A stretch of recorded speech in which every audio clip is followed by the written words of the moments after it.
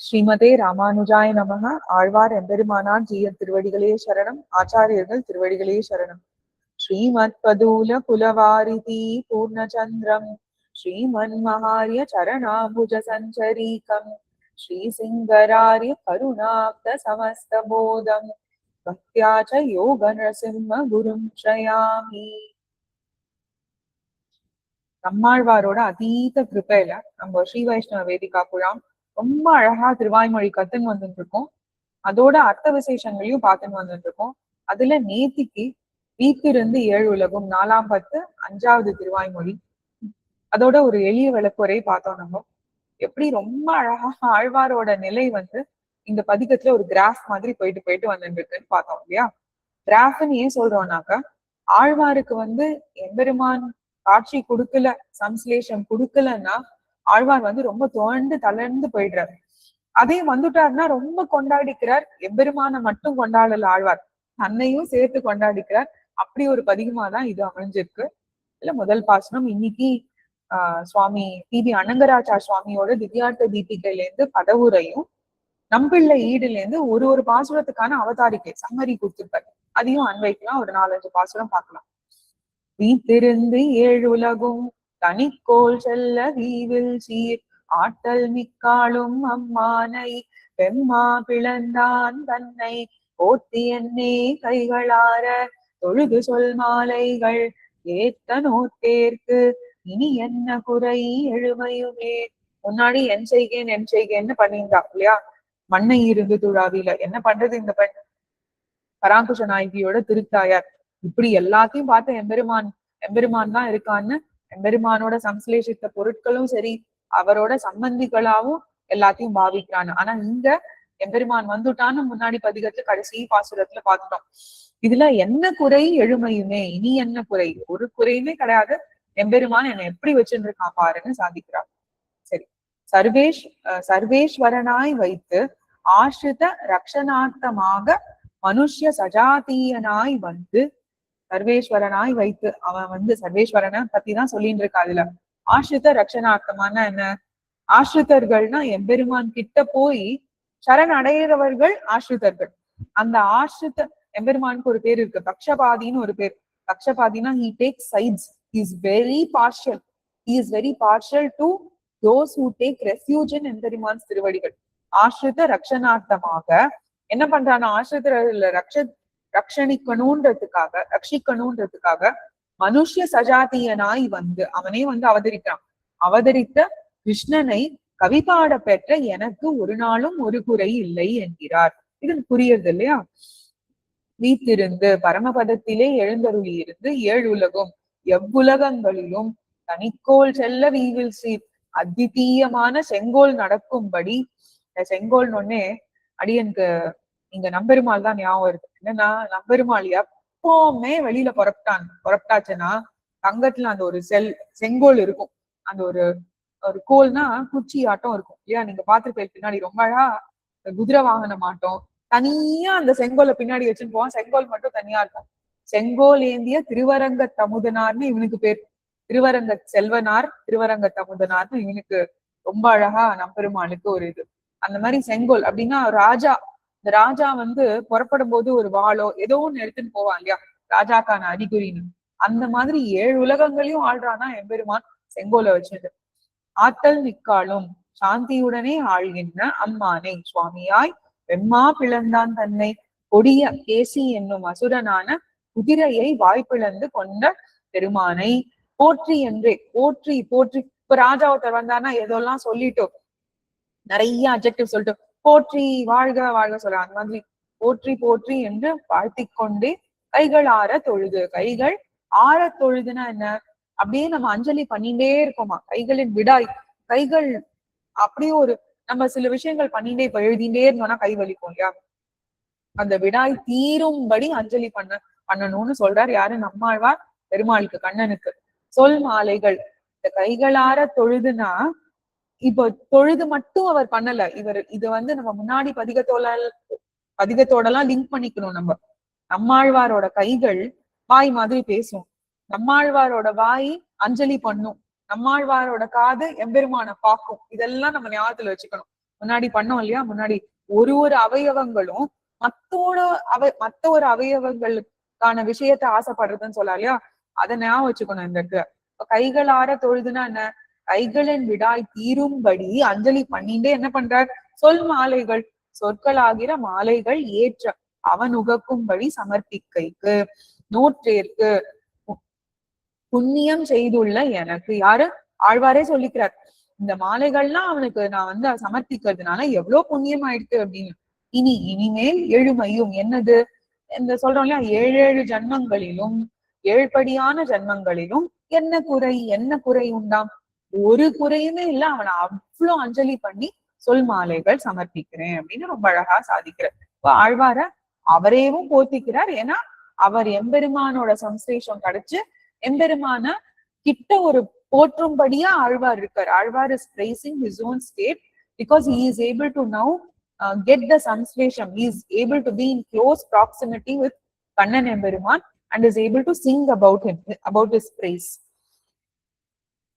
மைய கண்ணாள் மலர் மேல் உறைவாள் உரை மார்பினன் செய்ய போல தடங்கண்ணன் விண்ணோர் பெருமான் தன்னை மொய்ய சொல்லால் இசை மாலைகள் ஏத்தி உள்ள பெற்றேன் ஐய நோய்கள் முழுதும் வியஞ்ஞாலத்து வீயவே. ரொம்ப அழகான பாசுரம், பெரிய அவதாரிக்கை இந்த பாசுரத்துக்கு. ரொம்ப பியூட்டிஃபுல் கம்பேரிசன். எதுக்கும்னா நிறைய இடத்துல பார்த்திருக்கோம், எஸ்பெஷலி இந்த பாசுரத்துக்கு ஸ்ரீராமாயணத்தையும் திருவாய்மொழியும் நம்பிள்ளை கம்பேர் பண்ற, ஆழ்வார் கம்பேர் பண்றார் ரொம்ப அழகா. சரி, ஃபர்ஸ்ட் அத ஒரு சேர்ச்சுள்ளாரு. ஐய கண்ணாள், ஐய எழுதப்பட்ட கண்ணை உடையனாய், மலர் மேல் உறைவாள், தாமரை மலரிலே வசிப்பவளான லக்ஷ்மி, ஆலக்ஷ்மி தாயார், பெரிய பிராட்டியார், உரை நித்தியவாசம் பண்ண பெற்ற மார்பினன், மார்பை உடையனாய், செய்ய கோல தடங்கண்ணன், சிவந்த அழகை உடைத்தாய், விசாலமான திருக்கண்களை உடையனாய், விண்ணோர் பெருமான் தன்னை, நித்தியசூரிநாதனான எம்பெருமானை, மொய்ய சொல்லால் செறிந்த சொற்களாலே சமைந்ததாய் அப்படி சேர்ந்திருக்குன்னு சொல்றான். இசையை உடைத்தான மாலைகளாலே, வியல் ஞாலத்து அகன்ன புவியிலே இருக்க செய்தே, இசையை உடைத்தான மாலைகளாலே வெய்ய நோய்கள் முழுதும் கொடிய கேசங்கள் அனைத்தும் தீய நசிக்கும்படி ஏத்தி துதித்து உள்ள பெற்றேன், என் நெஞ்சாலே அனுபவிக்க பெற்றேன். சொல்லிட்டாரா? இவ்வளவுதான் பாசுரம், என்னமோ இவ்வளவுதான் இருக்கு. இப்போ ஆழ்வார் வந்து ஆல்ரெடி எம்பெருமான துதிச்சு பாடிட்டார் முன்னாடி பாசுரத்திலேயே. அதுக்கும் இதுக்கும் என்ன டிஃபரன்ஸ் அப்படின்னாக்க, ரொம்ப ஒன் ஆஃப் த உயிர் பாசுரங்கள்லயே சொல்லலாம். அது ஆழ்வார் என்ன சொல்றார், ஸ்ரீராமாயணத்துக்கோட திருவாய்மொழிக்கு ஒரு சிறந்த ஏற்றம் அடைஞ்சிட்டு அப்படின்னு சொல்றார். அதுலதான் இந்த நம்பிள்ளை பிரவேசத்துல இந்த பாசுரத்துக்கான அவதாரிக்கை பாருங்க. மகேஸ்வரத்துக்கு மக ஐஸ்வர்யம், பெரிய ஐஸ்வர்யம் இல்லையா, அடியான என்ன ஃபவுண்டேஷன், ஸ்ரீயப்பதித்வத்தை அருளி செய்கிறார். எம்பெருமான் ஸ்ரீயோட கூடி இருக்கிறதுனாலதான் இதோட ஏற்றமே அப்படின்னு சொல்றார். ஃபர்ஸ்ட் வாசிக்கலாம். சர்வேஸ்வரன் பிரசாதத்தாலே அவன் கருத்தறிந்து நடத்தும் பிரம்மாவின் பிரசாதமடியாக நாரதாதிகள் முன்னிலையாக வாயிற்று ஸ்ரீமத் ராமாயணம் பிரஸ்துதமாயிற்று. இப்படிப்பட்ட ஸ்ரீராமாயணத்திற்காட்டில் தாம் அருளி செய்த பிரபந்தத்துக்கு ஏற்றம் அருளி செய்கிறார். என்ன சொல்றார்? கம்பாரிசன் என்னன்னா, ஸ்ரீராமாயணத்துக்கும் இதுக்கும் இதோட பிரசித்தியே என்னன்னா ஸ்ரீயப்பதித்வம்னா எம்பெருமான் திருவுடன் கூடிய மார்பன். எம்பெருமான் வந்து திருமாலா இருக்கிறதுதான் இதோட பிரசித்தம்ன்றார். அப்போ ஸ்ரீராமாயணத்துக்கு என்ன ஒரு டவுன் சைடுன்னு காமிக்கிறார். திருமால் அருளப்பட்ட ஷடகோபன், திருமாலால் அருளப்பட்ட ஷடகோபன் என்கிறபடியே அவர்கள் இருவரை உடையவும் பிரசாதமடியாக வாயிற்று இப்பிரபந்தங்கள் பிறந்தது. இது எப்படி சொல்றா? சீதாயாஸ் சரிதம் மகது அப்படின்னா என்ன என்கிறது? இரண்டுக்கும் ஒக்கும். இரண்டுக்கும்னா எது? இப்போ திருவாய்மொழிக்கும் ஒக்கும், சீதாயாஸ் சரிதம் மகது, சீதா வாயால கேட்ட, பெரிய பிராட்டியார் வாயால கேட்ட ஸ்ரீமத் ராமாயணம் அப்படின்னு சொல்றோம் இல்லையா, ஸ்ரீராமாயணம்னு. திருமால் அவன் கவியாது கற்றேன், திருமாலவன் கவியாது கற்றேன் என்றாரிரே இவரும். அவன் பாடி தனியே கேட்பித்தான். அதுதான் ஸ்ரீராமாயணத்துக்கான டவுன்ஃபால். அவன் பாடி தனியே கேட்பித்தான். ஆனா அவளோட கூட கேட்ட அவளோட கூட கேட்பித்து அச்சேர்த்தியிலே மங்களாசாசனம் பண்ண பெற்றவர் யாரு? ஆழ்வார் ஒருத்தர் தான். ஐய கண்ணாள் மலர்மேல் உரைவாள் உரை மார்பினன் சொல்றாரு இல்லையா? அதனால ரெண்டு பேரும் கூடியிருந்த சேர்த்தியில ஆழ்வார் சாதிக்கிறார்னு சொல்றார். பெரிய ஏற்றம் என்ன சொல்றார்? ராமாயணத்துக்கு வால்மீகி பாடிட்டார். லவகுஜர்கள் கொண்டு பெருமாள் தான் கேட்கிறார். அவளோட திருவாய் மலர்ந்து இல்லையா? மட்டும் தனியா பெருமாள் தனியா கேட்கிறார் அத. ஆனா ஆழ்வாரோட பாசுரமோ மைய கண்ணால் மலர் மேல் உரைவாள்னு திருத்தாயாரோட கூடி நின்று எம்பெருமான் இதை அனுபவிக்கிறான். ஆழ்வாரே என்ன சொல்றார்? எம்பெருமான் திருமாலால் அருளப்பட்ட ஷடகோபன் எல்லாத்தையும் சீதாயா சரித்தம் மகத்துன்னு சீதா பிராட்டி திருவாய மலர்ந்து ஸ்ரீராமாயணம் எப்படி ஒரு இதுவும் திருவடி கேட்டாரோ அந்த மாதிரி இந்த இடத்துல ஆழ்வார் சாதிச்சு சேர்த்தியில பெருமாளும் தாயாரும் கேட்கிறா. அப்ப எப்பேற்பட்ட சந்தோஷம் எனக்கு இருக்கணும் அப்படின்னு ஆழ்வார் சாதிக்கிறார். சரி, ஈவில் இன்பம் மிக எல்லை நிகழ்ந்த நம் அச்சுதன் ஈவில் சீரன் மலர் கண்ணன் எண்ணோர் பெருமான் தன்னை ஈவில் காலம் இசை மாலைகள் ஏத்தி மேவ பெற்றேன் ஈவில் இன்பம் மிக எல்லை நிகழ்ந்தனன் மேவியே. நம்ம பார்த்தோம் அந்த இடத்துல எதுவும் ஈரு செவ்வே இடக்கானல்னு எப்பெருமான் அடியார் அல்லாதவர்லாம் பின்னாடி போனா பராங்குஷ நாயகின்னு சொல்றான்னு பார்த்தோம் இல்லையா? மண்ணை இருந்து துழாவில். இதுல எல்லை நிகழ்ந்த நம் அச்சுதனோடவே கொண்டாடுறா ஆழ்வார்னு பாக்குறோம். தானான தன்மையில தான் இதுல இந்த பதிகம் அமைச்சிருக்கு. சமஸ்த கல்யாண குணாத்மகனாய் உபய விபூதி நாதனான சர்வேஸ்வரனை கிட்டி கவி பாடுகையாலே அவனுடைய ஆனந்தத்தையும் விழாக்குலை கொள்ளும்படியான ஆனந்தத்தை உடைய நானேன் என்கிறார். இது ரொம்ப அழகான எக்ஸ்பிளனேஷன். என்னன்னா இப்போ எப்படி சொல்றோம்? ஆதிசேஷன் எப்படி நம்ம சொல்றோம்? எம்பெருமான் அவாப்த சமஸ்தகாவன அவன் அவனுக்கு அவனோட ஆனந்த நிலைக்கு அவனோட ரூபத்துக்குமே அளவே இல்லைன்னு சொல்றோம் இல்லையா? எம்பெருமானோட ரூபத்துக்கு. அப்போ ஆதிசேஷனும் அனந்தன். அதனால்தான் அனந்த ஆழ்வான், எண்டே கிடையாது இல்லையா? அனந்த ஆழ்வான்னு சொல்றோம் இல்லையா? அந்த மாதிரி எம்பெருமானோட ஆனந்தத்தை ஒரு ஆழ்வாரோட மனசுக்குள்ள தேக்கின்றார்னா அப்ப ஆழ்வாரோட மனசுக்குள்ள ஆனந்தத்துக்கான எல்லை எப்படி இருக்கும்? எல்லையே கிடையாது அதுக்கு இல்லையா? அதனால அந்த ஆனந்தத்தோட ஒரு எல்லையே இல்லாம ஒரு ஆனந்தத்தை அனுபவிக்கிறார் இந்த பாசுரத்துல. வீவில் இன்பம் அழிவில்லாத ஆனந்தமானது மிக எல்லை நிகழ்ந்த மிகுதியான எல்லையிலே வர்த்திக்கிறபடியினாலே நம் அச்சுதன் என்னும் திருநாமத்தை உடையனாய் வீவில் சீரன் முடிவில்லாத லட்சண்யத்தை உடைய வைலட்சண்யத்தை உடையனாய். வைலட்சணா திருக்கல்யாண குணம் தான் எம்பெருமானுக்கு நிறைய இருக்கு, முடிவே கிடையாது அதுக்கு. மலர் கண்ணன் தாமரை மலர் போன்ற கண்களை உடையனாய் விண்ணோர் பெருமான் தன்னை விண்ணோர்க்கு தலைவனானவனை லீவுன்னு இருக்கு. லீவில் காலம் ஒழிவில்லாத காலம், ஒழிவில் காலம் எல்லாமே சொல்லிக்கிறோம் இல்லையா? இந்த மாதிரி லீவில் காலம் ஒழிவில்லாத காலம் எல்லாம் இசை மாலைகள் இசைமிக்க சொல் மாலைகளாலே ஏத்தி துதித்து மேவ பெற்றேன் கிட்ட பெற்றேன் மேவி கிட்டி வீவில் முடிவில்லாத இன்பம் ஆனந்தத்தினுடைய மிக எல்லை முடிவான எல்லையிலே நிகழ்ந்தன நிரான் என்றேன்னா அவர் நின்று இருக்காருன்னு அர்த்தம். Sorry, I didn't totally forgot to say the last portion in English. Quickly, I'll say. Alvar is relishing how Emberiman has given him the divine opportunity to compare Sri Ramayanam with Thiruvaimozhi.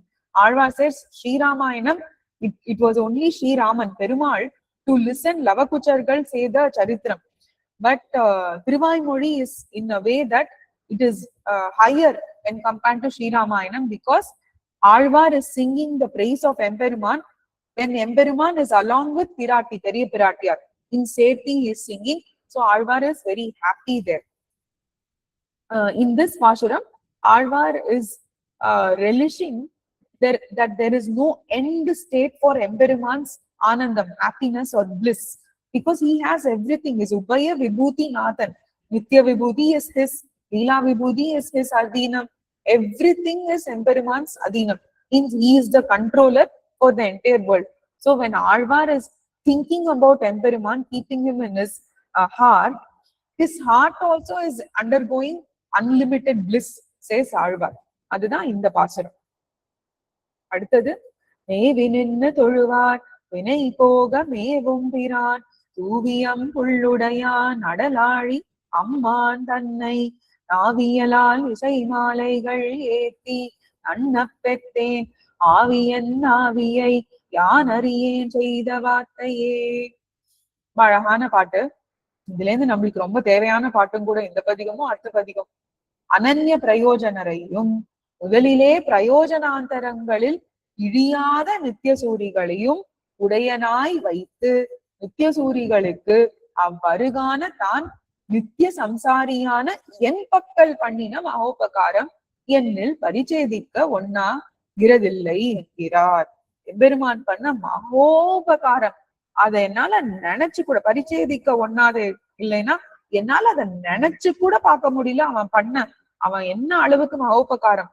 ஒரு ஹெல்ப்னு ரொம்ப தாழ்ந்து சொல்லிடும். உபகாரம். இப்போ ஒருத்தனுக்கு ஒரு தனமே இல்லைன்னா அவனுக்கு தனத்தை கொடுத்தா எவ்வளவு பெரிய உபகாரமா இருக்கும்னு சொல்றோம். அந்த மாதிரி ஒரு உபகாரத்தை, அது ஒரு சும்மா ஒரு லட்சணத்துக்கு சொல்றோம் நம்ம.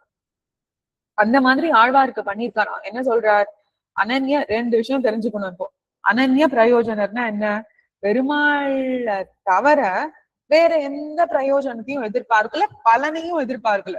அவனை தவிர வேற பிரயோஜனமும் கிடையாது, பயனும் கிடையாது, பலனும் கிடையாது. அது அனன்ய பிரயோஜனர். எல்லா ஒருத்தரும் பிரபத்தி பண்ணவாடலாம். அனன்ய பிரயோஜனரா இருக்கணும். எம்பெருமான் திருவடி தவிர வேற எங்கேயும் போக கூடாது, வேற எதையும் அவங்கிட்டையும் கேட்க கூடாது. அதுதான் அனன்ய பிரயோஜனம். பிரயோஜனாந்தரம்னா என்ன? அவன் கிட்ட போலாம். ஃபர்ஸ்ட் திங் என்னன்னா, அவன் கிட்ட போய் மத்த பிரயோஜனத்தை எல்லாம் கேட்கிறோம் இல்லையா, அதுதான் பிரயோஜனாந்தரம். வேற எங்கேயோ போய் வேற ஏதோ தேவதாந்திரத்துக்கிட்ட போறது இல்ல. பிரயோஜனாந்தர்கள்னா உலகுல மத்த இன்பங்கள் எல்லாம் கேட்கிறோம். ஆனா இப்படி பிரயோஜனாந்தர்கள் இடியாத இந்த வாசனையே இல்லாம யார் இருக்கா? நித்தியசூரிகள் தான் இருக்கா. அனன்ய பிரயோஜனரா எப்பவுமே இருக்கிறது அவாதான் இல்லையா. அவா பக்கல்ல இருந்து கொண்டே ஆழ்வாருக்கு, ஆழ்வார் போல அந்த சம்சாரத்துல இருந்துட்டு இருக்கிற ஆழ்வாரும் ஒருத்தர் இல்லையா. இப்போ இவர் பத்தாத்மா, நித்தியசூரிகள் நித்தியாத்மா இருக்கும் போதே பத்தாத்மா கிட்ட இவ்வளோ ஒரு மகோபகாரமா எம்பெருமான் நடந்துட்டு இருக்காரேன்னு அவ்வளவு சந்தோஷம் ஆழ்வாருக்கு. மேவி நின்று நெஞ்சு பொருந்தி இருந்து தொழுவார் அனுபவிப்பாருடைய வினை போக பாவங்கள் யாவும் நசிக்கும்படி மேவும் தான் அவர்களோட கலக்கின்ற பிரான் மகோபகாரனாய் துருவின்னு இருக்கு, தூவியம் புல் சிறகுகளை உடைய, நிறைய தடவை பார்த்திருக்கோம் நம்ம, பெரிய திருவடி நாயனார்னா கருடாழ்வான். உடையான் உறுதியாக உடையனாய் அடலாழி போர்வல்ல திருவாழியை உடையனான அம்மான் தன்னை சர்வேஸ்வரனை நாவியலால் நாவினுடைய தொழிலாலே இசை மாலைகள் இசை ரூபமான மாலைகளை இட்டு ஏத்தி நன்ன பெற்றேன், ஏத்துகையாகிய நன்னுதலை பெற்றேன். ஆவி எனக்கு அந்தராத்மா பூதனான எம்பெருமான் என் ஆவியை, என்னுடைய ஆத்மாவை. அப்ப என்ன, ஒரு ஆவி எம்பெருமான் தான் அந்த அந்தராத்மாவா இருக்கான், இன்னொரு ஆவி என்ன, ஜீவாத்மாக்குள்ள எம்பெருமான் இருக்கான்னு காமிச்சு கொடுக்குற ரொம்ப அழகான உயிர் பாசுரம் இது. செய்த வார்த்தை, இங்கனம் செய்த இந்த பிரகாரத்தை, இந்த செய்த ஆற்றைனாக்க இது ஒரு ஃபார்ம், ஒரு விதமான ஒரு ஹெல்ப் பண்ணிருக்கா இல்லையா. அந்த செய்த பிரகாரத்தை யான் அறியேன், எப்படி சொல்றது, நான் அறிய மாட்டேன் அப்படின்னு சொல்றார். இதோட நிறுத்திக்கலாம். ஆனா இந்த பாசுரத்துக்கு இங்கிலீஷ்ல என்னன்னா, Alvar is talking about one ananya prayojanar. Ananya prayojanar are those who take refuge only in Emperuman. They do not go to any Devatantarangal. They do not go to Perumal seeking something else. Give me this, give me something in this samsara world. So we do not ask anything to Emperuman, but we seek only his Tiruvadigal. We go to him to ask for his own Tiruvadigal to help us take, get Ujjivanam from this samsara. Those are Ananya Prayojanar. One example of Ananya Prayojanar is only Nitya Surigal, who is not having any vasana, any touch with Prayojanantram. Prayojanantram means to go to Emperuman with very Shudra Vishayangal, with very low-key objects. They do not ask anything from Emperuman, but they always want to do Kainkaryam to Emperuman. Alvar is so happy because Emperuman is having all those Nitya Surigal, But Emperuman has chosen Alvar and he has done a Maha Upakaram, great help to Alvar, that he is allowing Alvar to relish Emperuman even when Emperuman has the company of Nityasurigal to relish. That is this Pasuram. அடுத்தது ரொம்ப அழகான பாசுரம். ஆத்த நல்ல வகை காட்டும் அம்மானை அமரர்த்தம் ஏத்தை. ஆழ்வார் கிருப்பையில இதுல இருந்து நாளைக்கு அன்வைச்சு முடிக்கலாம். ஸ்ரீமதே ரம்யஜா மாத்ரு முனீந்திராய மகாத்மனே ஸ்ரீரங்கவாசினே பூயாத் நித்யஸ்ரீ நித்யமங்கலம். ஆழ்வார் எம்பெருமானார் ஜிய திருவடிகளே சரணம். ஆச்சாரியர்கள் திருவடிகளே சரணம்.